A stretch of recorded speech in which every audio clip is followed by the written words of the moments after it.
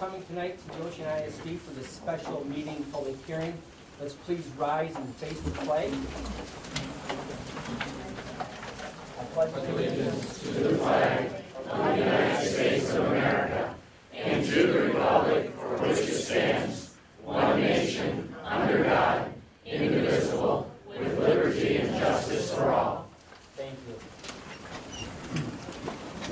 We'll start off with introductions of the board members and administrators, and please just start down here with Ruth Fleming. Okay. All right. Ruth Fleming, Oceana ISD. Stephanie Tholman, Oceana ISD. Doug Friss, Oceana ISD. Vince Greiner, Oceana ISD. Rick Hodges, Oceana ISD. Larry Lloyd, Superintendent. Kathy Becker, Mason Lake ISD. Mark Boone, Mason Lake ISD. Pat Collins, Mason Lake ISD. Jim Dittmer, Mason Lake ISD. Gilbert Larson, Mason Lake ISD. Shirley Chancellor, Mason Lake ISD. Dave Bass, Mason Lake ISD. Tracy Littleton, Executive Assistant, Mason Lake and Oceana ISDs. Ethan Hurley, Career and Technical Education Principal. Bill Mueller, Special Education Director. Terry Stein, Human Resources Director. Linda Steigenman, Mason Lake Oceana Instructional Services.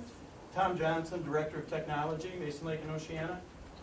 Brad Shoemaker, Director of Business Services. Good, thank you. Need a motion to, for tonight's special meeting public hearing, for the agenda as presented. Do you have that motion? So moved. Motion by Doug. Any support? Second that. Support by Vince.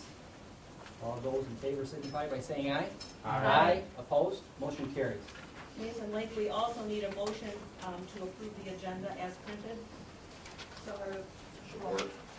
motion's made by Pat, supported by Jim. All in favor, please signify by saying aye. Aye. Are there any opposed? Motion carries. Written communication. Do you have any written communication? No, we do not. Nothing signed? Okay, thank you. Comments and concerns of citizens present. This is the first opportunity to speak before the board on anything other than the disorganization plan. Does anybody like to speak on any other issues? Okay, seeing none, let's move on to the informational report. Okay, I'm going to start with me. We have prepared a... I'm sorry, is it possible for you to use the microphone? Either that or stand up so Or we stand can up help in the dark because long we enough. can't identify you. Can't hear you at all. Yeah. Okay, all right, we'll attempt to be a little louder. Thank you.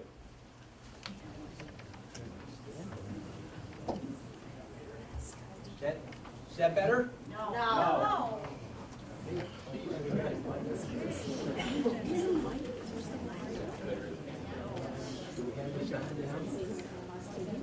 Believe it is. Oh, this one. How's that? Much better, thank you. You're welcome. Okay. Tracy, you're going to get the lights, please. Okay, hold on, Tom. Which one am I doing here? One on the right. This one, okay. Good evening, everyone. I'd like to thank both boards of education for the time that you give, a lot of times behind the scenes time, to the students and staff throughout the three counties, the Mason Lake and Oceana Intermediate School Districts.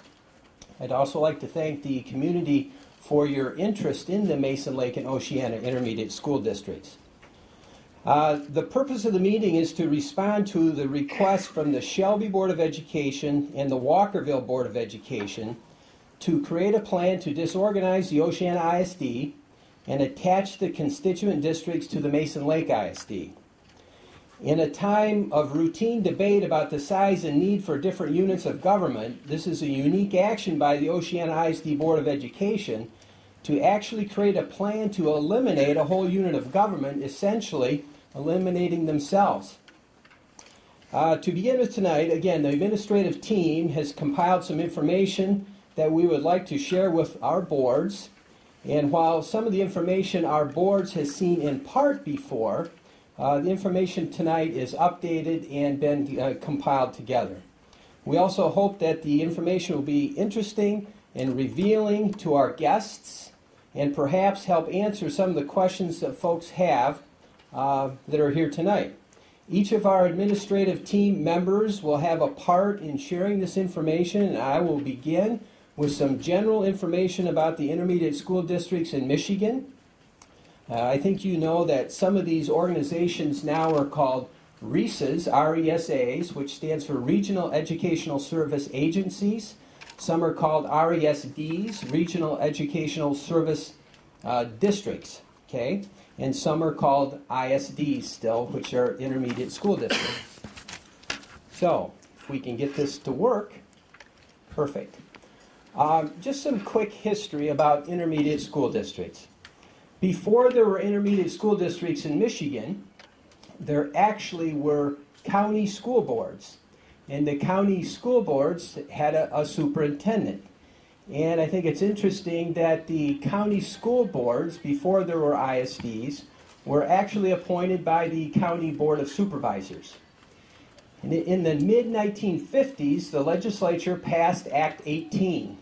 And what Act 18 is, still today, it provides for the education of handicapped children, and it granted the authority to levy millage to finance programs for handicapped children by county. Okay? This is the 50th year anniversary for intermediate school districts in the state of Michigan. ISDs were first formed in 1962, and they weren't formed precisely by county boundaries, but a lot of them did follow the previous boundaries and the jurisdiction of the county school boards.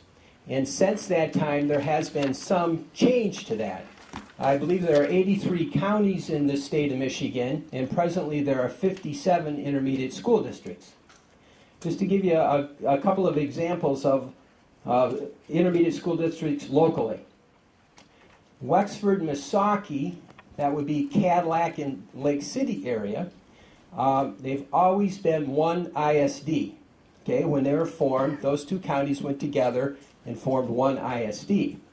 Now, in Mecosta, today we have Mecosta-Osceola ISD, and when ISDs were formed, they actually were two ISDs, one in Mecosta and one in Osceola. And in 1964, those two ISDs merged, and today we have Mecosta-Osceola ISD. A little closer to home, in 1981, again, when ISDs were created, Mason County had an ISD and Lake County had an ISD. In 1981, the Lake County ISD was asked to create a plan to disorganize and connect to the Mason ISD. And so today we have the Mason Lake ISD. When we were researching this, we also found that in 1987, there was money appropriated for ISDs to do a study, okay, a reorganization study. And in Oceana County, the study was done, and it was done by Dr. Larry Shellac from Western Michigan University, and some of you may remember that. And the recommendation out of that study was that Oceana ISD should take two avenues, either disorganize and have the constituent districts attached to other ISDs, or it should be annexed to one of its constituent ISD partners there. Apparently there was no action done on that, and it's interesting then, in the same year, 1987, is when Pentwater School District left the Oceana ISD. They were originally a part of the Oceana ISD, and in 1987 they left the Oceana ISD and joined the Mason Lake ISD.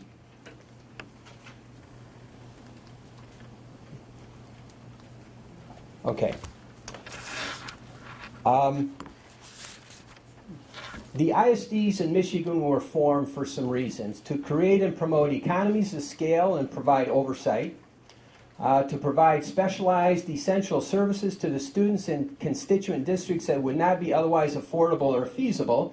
And you think of special education right away, and how feasible would it be for each local district to hire their own psychologists and speech therapists and social workers, okay?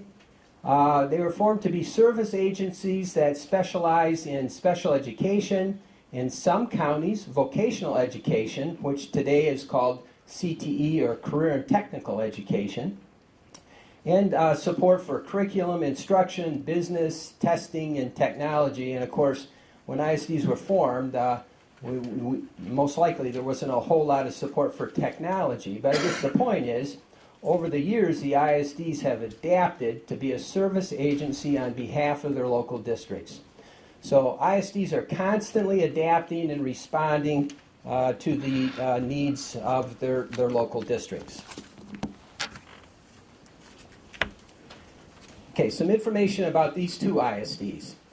The Mason Lake and Oceana Intermediate School Districts first started sharing a superintendent in 2005. And some of these board members who are sitting here were seated board members at that time. And in visiting with them, you know, the first thing that came to mind is cost sharing, instead of having a superintendent employed individually in two. And to be able to start to expand capacity in other areas, and really to start to build a collaborative culture. And what they believed at that time, and we certainly believe today, that competition between ISDs has no merit. We don't have competing football teams on Friday night. We don't have mascots that are rivalries of each other. And what we've adopted over the last 4 years is a quote that says, "Isolation is the enemy of improvement." And that means that if we were trying to exist in isolation of each other, it would be harder for us to improve.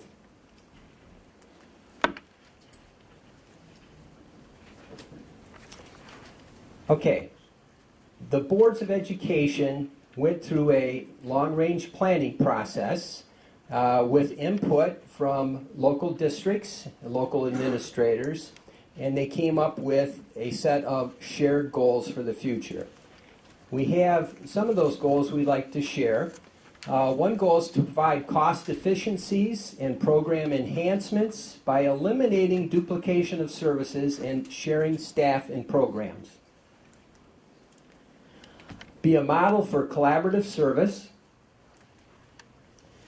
and to support policies that will help Mason Lake and Oceana ISDs function as a single regional educational service agency. Must be you're up. This works most of the time. Oh, okay. Linda Steiginger.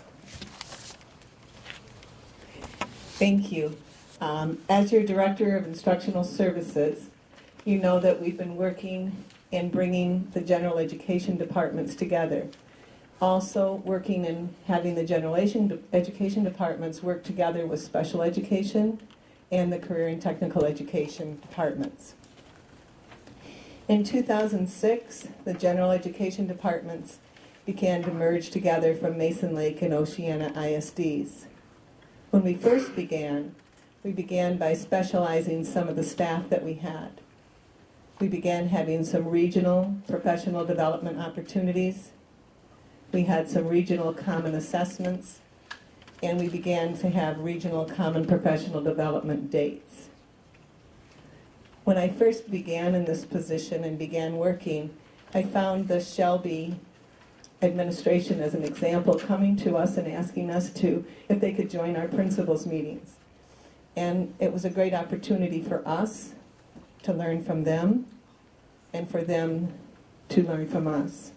As an example of that, we continued on, and the 3 counties have been doing professional learning communities since that time by having our once-a-month principal collaboration meetings.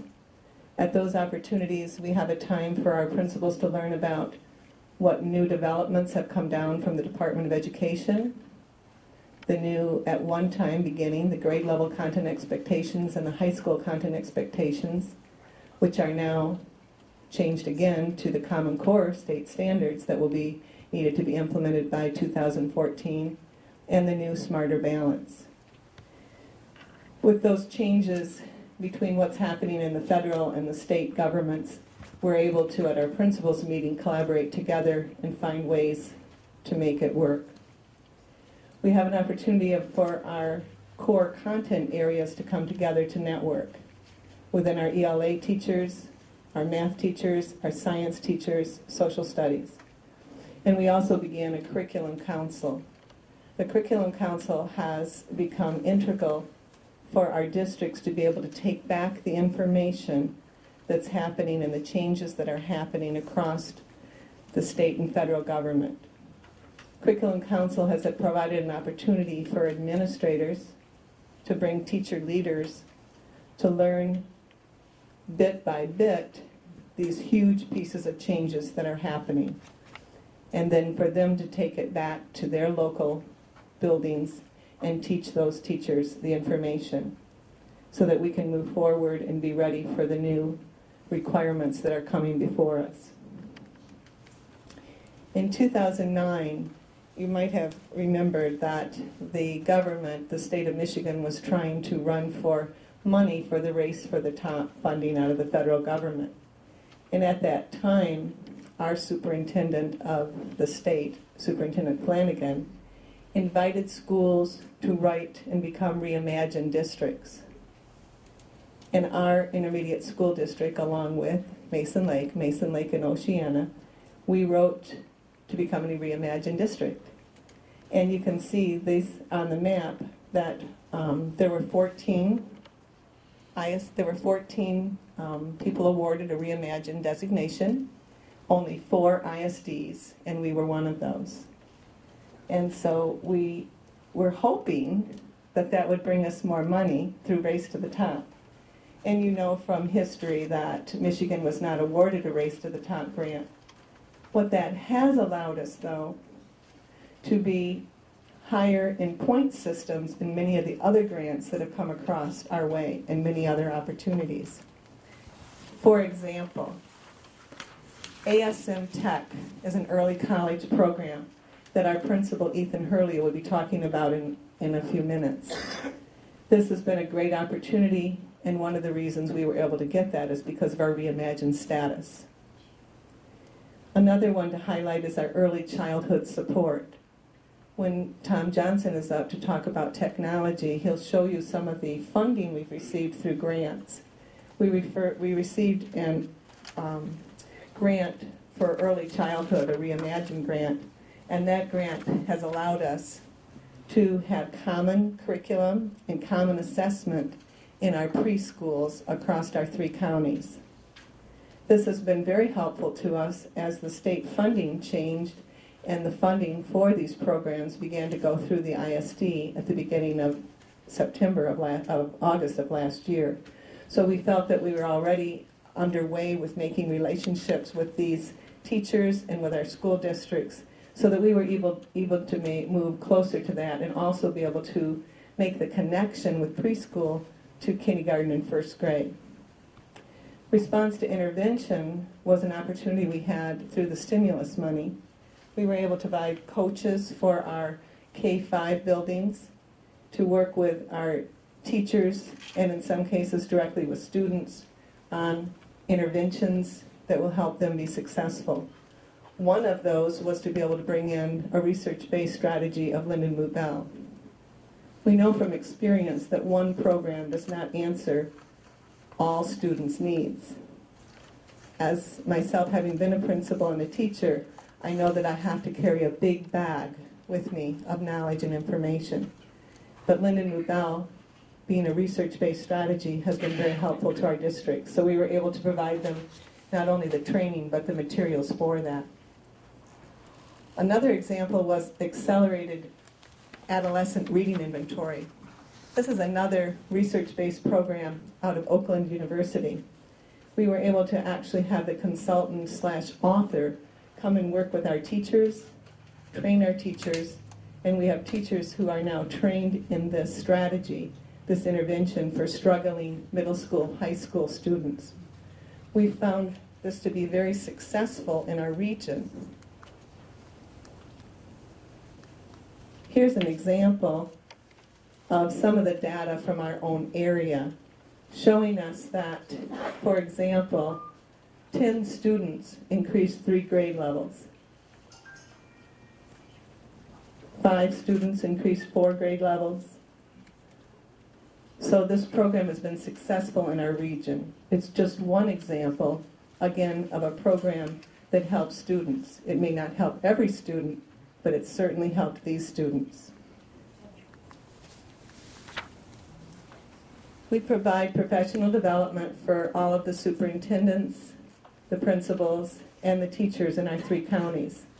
This is the professional development participation just since March, the end of March. And we can see that our teachers are actively coming and learning and spending many hours and days working together. That again is one of the highest values that I hear over and over again from our teachers and our administrators, is having the opportunity to collaborate with each other. We have districts that only have 1 of each grade level. It's hard to have a professional learning community when you're the only teacher in that grade level. So we've been able to hold many opportunities for teachers to learn. Thanks, Linda. My name's Tom Johnson. I'm the Director of Technology at the ISDs. And my department actually started in 2008 and is really a direct result of the collaboration between the 2 ISDs. Previously, neither ISD had been able to invest in technology and initiatives to reach out to the local districts and provide support and help them move forward. And over time, that reaching out has begun to let us help reduce the duplication and become more efficient, some of those goals that we talked about at the board level. Some of the highlights of the work that's happened in the last few years include common educational data systems across the region. We all use the same student management software, the same special education software, and the same data warehousing software that holds student assessment data and helps us really look at the success we're having in the areas we need to improve in, identify the needs of individual students so we can intervene and help them move forward when they're struggling or help them move faster when they're moving well. And the benefits that come out of having those common systems give us those efficiencies where we can do things that individually each of the districts or frankly either of the ISDs by themselves probably couldn't pull off because there's not enough economy in it. It takes too long to do things if you can't replicate them multiple times. Another area is the wide area network that we were able to put into place using primarily grant funds as well as the common data systems over the last few years. This has connected all of the schools in the region with fiber, and we're now in the process of reducing our costs and increasing our capacity for internet connectivity. Prior to this year, each of the districts paid for their own internet connection and did all the work and supported all the equipment to connect it. This year, 4 of the districts will be sharing internet with us, and over the next couple of years, the others will come on as well. And then lastly, in terms of a highlighted program, it's titled Look, I'm Learning because the documentary film that's being done focused on 2 classrooms in Ludington we were able to outfit, but not solely those. It also includes a significant look into a classroom in Shelby in the kindergarten where we've outfitted each student with an iPad and the teacher with some training and some support to really help kids move forward in learning, as well as in the early childhood centers in all of our schools in the region. It's also spurred significant investment by all the schools in terms of changing the technology they buy and what they buy it for with regard to having the students use it to help them learn. And then at the bottom, the last point is grant writing. The work in the technology department is important to not keep isolated. Technology is not a content unto itself. It's a tool or a set of tools that we can use to support kids and teachers as they teach and learn in all content areas. So our focus in technology is always to not make it about the technology.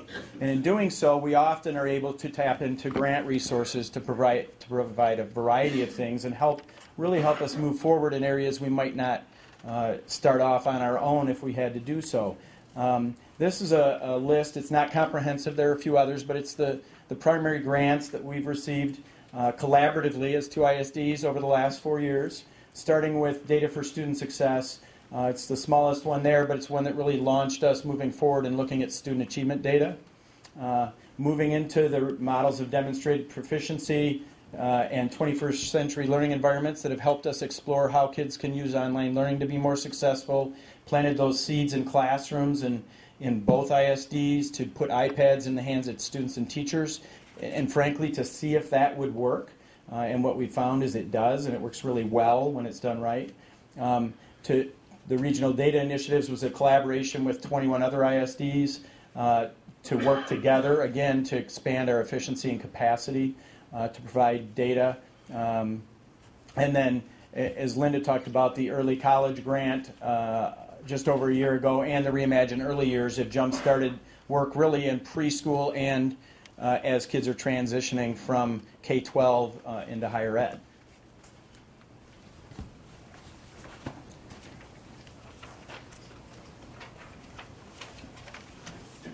Sir. As you may have seen on that last slide, we were extremely fortunate to receive a $400,000 grant from the state of Michigan to start our early college. So that was something that was really unique and exciting for us. We were the first early college to be awarded to a rural area.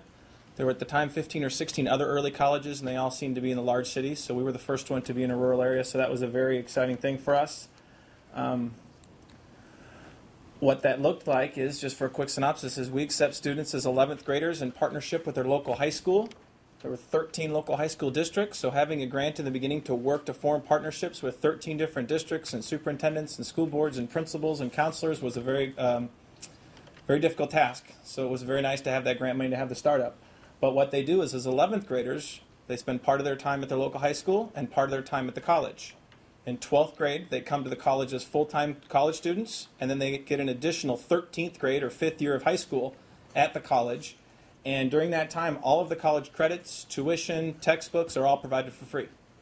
So it's a really exciting program. You can see that we had 33 students from 13 districts that participated this year as 11th graders. We had a homeschool student as well. Their average GPA and their time at West Shore Community College was 3.10 GPA, which was really exciting. And they earned 314 credits, which is almost an average of 10 credits per student. And again, these are students that are juniors in high school.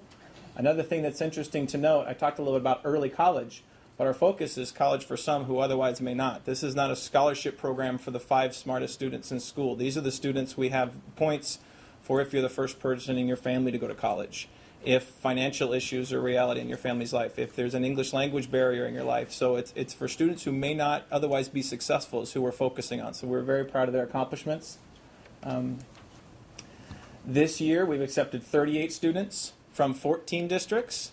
One of the things that we did that was very, very intelligent before I got here, so I can say that it was a really good choice, was that we put the local schools in charge. We said the local schools will have 2 slots at every school. If you have 2 eligible students, you can send 2 students.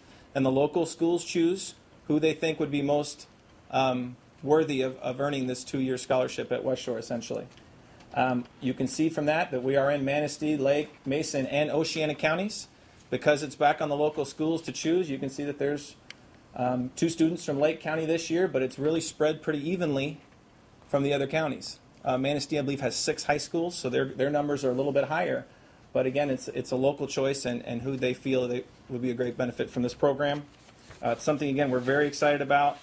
There's no way that any one of the 4 ISDs could have done it on their own, so partnering together to get a $400,000 grant was really a crucial step. The other thing that I oversee as principal is our career and technical education. We're very excited there. We are about to start our 40th year of offering career and technical education in the Mason County area. You can see there that we offer 11 programs, and we have room for about 425 students. All of our courses right now are up at the West Shore Community College campus. So we have a partnership with West Shore. Of those 425 students, a little over 100 come from either Manistee or Oceana County. And unfortunately, those local high schools pay a tuition. Whether they're going to Newaygo Tech Center or Muskegon Tech Center or our Tech Center, they're paying tuition to come to those programs. So those are the programs that we have. They're really exciting. They're unique. They are amazing. And I would love to have you come visit them. But it's something that we're very proud of what we have to offer up there in Mason County for the Mason Lake Career and Technical Education. Another opportunity that's available currently for students at Shelby, and I believe some students from Walkerville have the opportunity, is to go to the Newaygo Career and Technological Center. That's something that they have an amazing center. I believe that you'll find out in a couple slides here that they levy 3 mills in career and technical education. So we were very creative and partnered with West Shore and rent space from West Shore, but they have literally their own high school campus where they run their own things out of their campus. So you can see that they have 15 programs as opposed to our 11. They just have a much larger campus. Of those programs, 7 of them are similar. They have a couple programs that are unique, so that's something that we think we would always like to offer the opportunity to our students to take advantage of programs down there that we don't have. Things like cosmetology and future educators and our heavy truck and machinery are programs that students really get great benefit from down here, and we'll hope to continue that. When we look at the numbers of students in Oceana County who are currently taking career and